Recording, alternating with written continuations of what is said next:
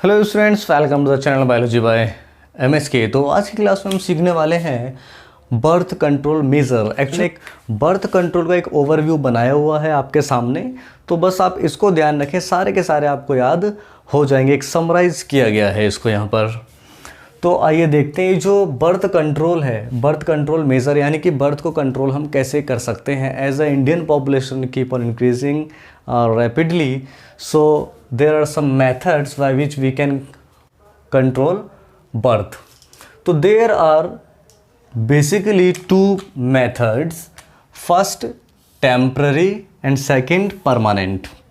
तो दो मेथड यहाँ पे, एक टेम्पररी और एक परमानेंट। टेम्पररी में क्या होता है कुछ टाइम के लिए, लेकिन परमानेंट क्या है फॉर ऑल द टाइम, और हम बोल सकते हैं throughout the life, not will be able to produce that person. Okay, तो सबसे पहले हम बात करते हैं टेम्पररी मेथड की, कि टेम्पररी मेथड में क्या क्या चीज़ें आती हैं। तो टेम्पररी मेथड में सबसे पहले अगर जो हम बात करें, there is a natural method, there is a natural method, यानी कि जो नेचुरल है हम वहाँ पर कुछ यूज़ ही नहीं कर रहे हैं। अब ये नेचुरल मेथड में क्या क्या आता है, तो नेचुरल मेथड में सबसे पहला है रिदम मेथड या पीरियोडिक एब्सटिनेंस। रिदम मेथड और पीरियोडिक एब्सटिनेंस क्या होता है, ये कहता है कि फीमेल के अंदर एक वो वाला टाइम जो फर्टाइल कहलाता है। फर्टाइल टाइम कौन सा होता है, 10 to 17 डेज़ वाला, जहाँ पर ओव्यूलेशन के चांसेस बहुत ज़्यादा होते हैं, उस टाइम को हम बोलते हैं फर्टाइल पीरियड। तो फर्टाइल पीरियड में जो मेल पार्टनर है वो क्या करेंगे, परहेज करे इंटरकोर्स करने से, तो क्या हो सकता है बर्थ कंट्रोल हो जाएगा। और ये एक नेचुरल मेथड है। कैसा है, natural method. Second, coitus interrupt और विड्रॉल मेथड। कोइटस इंटरप्ट और विड्रॉल मेथड क्या कहता है, ये कहता है suppose the male is not able to control himself and he wants to do intercourse, but he can withdraw his penis from the vagina before insemination। तो वो क्या कर रहा है, इंटरकोर्स कर रहा है, चलो ठीक है, लेकिन स्पर्म के इजाकुलेट होने से पहले, यानी कि बिफोर इंसेमिनेशन, वो क्या करे, अपने पेनिस को विदड्रॉ कर ले वेजिना से और इजाकुलेशन कहाँ कर दे, बाहर कर दे, तो क्या हो जाएगा, बर्थ कंट्रोल हो जाएगा। लेकिन ये मेथड जो है ना बिल्कुल भी रिलायबल नहीं है, because at the time of intercourse when the insemination occurs then the male feel pleasure, that's why there is a rarely chance कि वो ऐसा करे कि पेनिस को वेजिना से बाहर निकाले तब जाके स्पर्म को रिलीज़ करे, तो ऐसा बहुत कम ही हो पाता है। Third, lactational amenorrhoea method. ये क्या कहता है, ये मेथड कहता है कि ये भी नेचुरल में ही आता है। ये कहता है जब फीमेल लैक्टेशनल पीरियड में होती है, यानी कि आफ्टर बर्थ, यानी कि फीमेल थी, पार्चुरेशन हुआ, बर्थ हो गया, तो उस टाइम पे वो लैक्टेटिंग मदर कहलाएगी, यानी कि मिल्क प्रोड्यूस कर रही है। तो जो बर्थ हुआ है, उसने जन्म जो दिया है, उसके 6 मंथ्स तक वो लैक्टेशनल पीरियड में होती है। उस दौरान उसके अंदर कोई भी मेंस्ट्रुअल साइकिल नहीं होती है, कोई ओव्यूलेशन नहीं होगा, तो वो क्या कर सकता है, इंटरकोर्स कर सकता है। तो उस दौरान क्या होगा, बर्थ कंट्रोल हो जाएगा। तो कोई ये नेचुरल मेथड है, यहाँ पे हमें किसी बाहर से किसी चीज़ को लेने की ज़रूरत नहीं है। और हम बात करें सेकंड मेथड है chemical method. Chemical method actually में क्या होता है, ये टाइप ऑफ बैरियर मेथड है, एक बैरियर मेथड का ही एक टाइप है, type of barrier method which is use to prevent live sperm from meeting ovum. जो क्या करता है, एक ऐसा केमिकल जो लाइव स्पर्म को ओवम से मिलने से रोकता है। सेम यही कंडीशन मैकेनिकल बैरियर की भी होती है। मैकेनिकल, ये यहाँ पे मैकेनिकल लिखा हुआ है, मैकेनिकल बैरियर। मैकेनिकल बैरियर भी क्या करते हैं, मैकेनिकल बैरियर का भी फंक्शन यही होता है कि वो लाइव स्पर्म को ओवा से, एग से मिलने से प्रिवेंट करते हैं। और ये कैसे पॉसिबल हो पाता है, तो इसके टाइप लिखे गए हैं, मेल के अंदर अलग होता है और फीमेल के अंदर कुछ इस तरीके से होता है।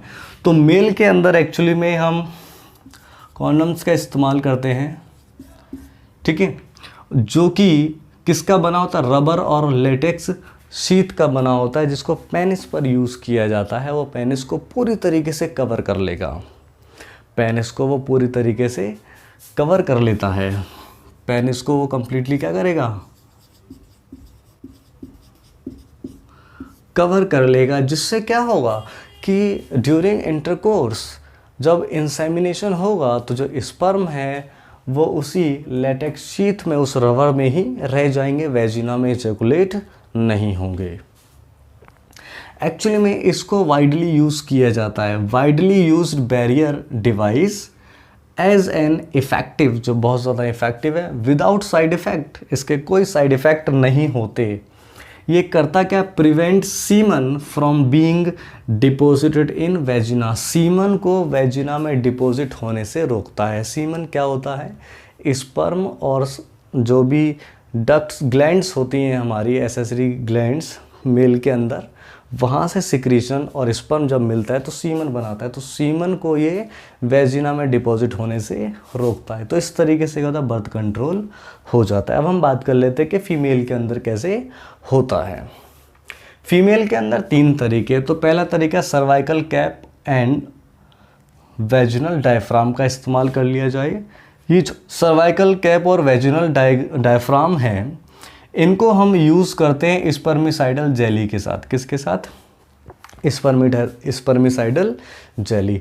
तो ये क्या करते हैं, जैसे ही स्पर्म आता है तो स्पर्म क्या होता है, स्पर्मिसाइडल जेली के कांटेक्ट में जैसे ही आएगा तो वो स्पर्म को किल कर देगा। जब स्पर्म मर जाएगा तो फर्टिलाइजेशन नहीं होगा, फर्टिलाइजेशन नहीं होगा तो बर्थ कंट्रोल हो गया, नहीं हो गया। सेकंड है IUCDs, intra uterine contraceptive devices. तो इंट्रा यूटरिन, जो यूट्रस के अंदर, ये फीमेल में ही हो सकता है खाली, यूट्रस के अंदर जो डिवाइसेस लगाए जाते हैं, ठीक है। अब हाँ, सबसे ज़्यादा यूज़ यही किया जाता है, intra uterine contraceptive devices India के अंदर सबसे ज़्यादा यूज़ किया जाने वाला कॉन्ट्रासेप्टिव डिवाइस होता है। ये क्या करता है, prevent fertilization of egg, egg का फर्टिलाइजेशन होने से रोकेगा, और इम्प्लांटेशन होने से रोकता है। एग्जाम्पल है इसका कॉपर टी और लूप्स, कॉपर 20, LNG 20, बाकी भी और भी होते हैं, लेकिन ये एग्जाम्पल दिया हुआ है copper T. Copper ion release होते हैं, स्पर्म आता है उसको मार देते हैं और वो फर्टिलाइजेशन और इम्प्लांटेशन नहीं होने देता है। थर्ड होता है, फीमेल्स के अंदर भी कॉन्डम्स का इस्तेमाल किया जाता है, जो कि किसका बना होता है, रबर और लेटेक्स शीथ का बना होता है। और ये क्या करता है, to cover the vagina, female के अंदर वेजिना को कवर करेगा, ठीक है। जब वो कवर हो जाएगा तो वहाँ पर क्या होगा, स्पर्म अंदर तो जाएगा लेकिन डिपॉजिट नहीं हो पाएगा, वो बाहर ही निकल आता है, जिससे क्या होगा, बर्थ कंट्रोल हो जाएगा। तो ये तरीका आता है मैकेनिकल के अंदर। लास्ट जो टेम्पररी का है वो है हार्मोनल, हार्मोन्स। एक्चुअली में फीमेल्स जो है वो हार्मोन का इस्तेमाल कर लेते हैं, जैसे कि पिल्स यानी कि टैबलेट, हैविंग प्रोजेस्टेरोन और एस्ट्रोजन, यानी कि ऐसी पिल्स को लिया जाता है जिसमें प्रोजेस्टेरोन हार्मोन और एस्ट्रोजन हार्मोन होता है। एक्चुअली में करते क्या है ये हार्मोन, ये ओव्यूलेशन को रोक देते हैं, प्रिवेंट ओव्यूलेशन। और जैसे ही ओव्यूलेशन रुकेगा तो आपको पता है, they can do intercourse whenever they want, there will be no pregnancy और इम्प्लांटेशन और फर्टिलाइजेशन एट ऑल, क्योंकि यहाँ पर ओव्यूलेशन ही नहीं हो रहा है। जब एग ही नहीं है, ओवा ही नहीं है, तो फर्टिलाइजेशन कैसे पॉसिबल होगा। तो इसको पिल्स की कुछ एग्जाम्पल दिए हुए हैं यहाँ पर, मालाडी जिसको डेली डोसेस में लिया जाता है, और सहेली जिसको वीकली में लिया जाता है, ठीक है। और एक अनवांटेड 72 जो आजकल बहुत ज़्यादा यूज़ है। नेक्स्ट है नॉरप्लांट। नॉरप्लांट में भी क्या होता है, प्रोजेस्टेरोन को इम्प्लांट किया जाता है स्किन के नीचे, और ये क्या करेगा, ओव्यूलेशन को प्रिवेंट करेगा। थर्ड है हार्मोनल इंजेक्शन, यानी कि हार्मोन के इंजेक्शन भी लगाए जाते हैं, हार्मोन के आप इंजेक्शन लगवा लीजिए, वो क्या करेगा, ओव्यूलेशन को प्रिवेंट कर देगा। जब ओव्यूलेशन प्रिवेंट होगा तो एग रिलीज़ नहीं होगा, ओवा रिलीज़ नहीं होगा। जब ओवा रिलीज़ नहीं होगा, एग रिलीज़ नहीं होगा, तो फर्टिलाइजेशन भी नहीं होगा। तो हम कह सकते हैं ये सारे के सारे तरीके बर्थ को कंट्रोल कर रहे हैं, ठीक है। इनसे क्या होता है, बर्थ कंट्रोल होता है। तो ये तरीके थे टेम्पररी, ये परमानेंट नहीं है। आप चाहें तो इनका यूज़ अगर जो नहीं करोगे तो आप इंटरकोर्स करके क्या कर सकते हैं, पॉपुलेशन को बढ़ा सकते हैं।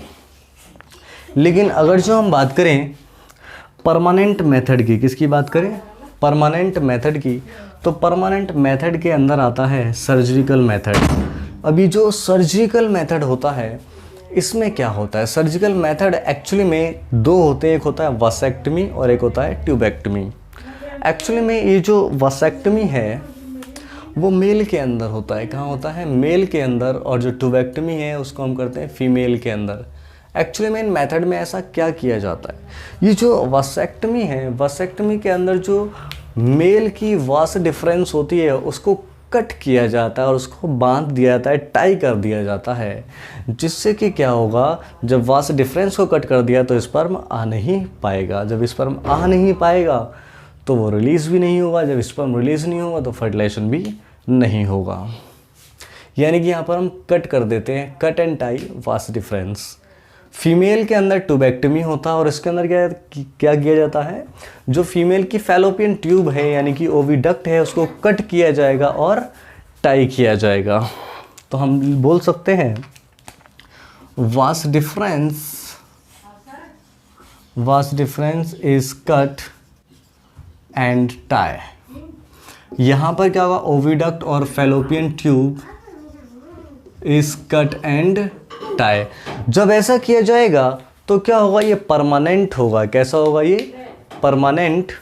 और जब ये परमानेंट कट हो गया है तो ना यहाँ से स्पर्म आएगा और ना यहाँ से ओवा जाएगा, तो फर्टिलाइजेशन हो ही नहीं सकता।